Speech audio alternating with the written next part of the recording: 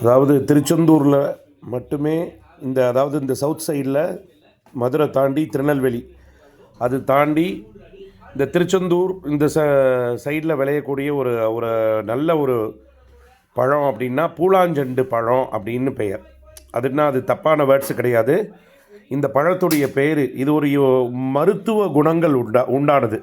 சீக்கிரமாக ஜீரணமாகும். அதாவது பிறந்த குழந்தை ஒரு 6 மாத குழந்தைக்கு கூட நம்பி இந்த பழத்தை கொடுக்கலாம். மாவு மாதிரி இருக்கும்.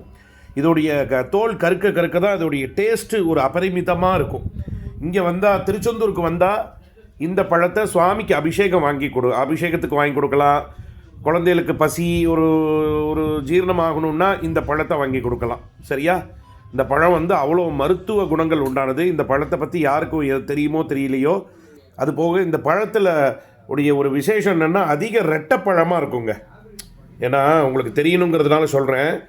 ஆனால் இதுலேயே முக்கன் சொல்லக்கூடிய 3 பழங்கள் சேர்ந்துருக்கிறது நானே இன்றைக்கி தான் பார்க்குறேங்க என் வாழ்க்கையில். இந்த பாருங்க, தெரியறதா? 1 2 3 முக்கன் சிவபெருமானுக்குடையது முக்கன் பழம்னு சொல்லுது.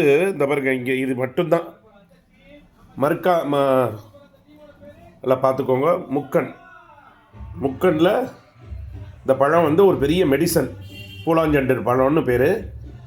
அவசியம் வந்தால் தைரியமாக 3 மாத குழந்தை 6 மாத குழந்தைக்கு கூட நசுக்கி ஊட்டி விடலாம். அவ்வளோ மருத்துவ குணங்கள் உண்டான பழங்கள் இந்த இருக்குது பாருங்க. நல்லா இது பழுக்க தான் நல்லாயிருக்கும்.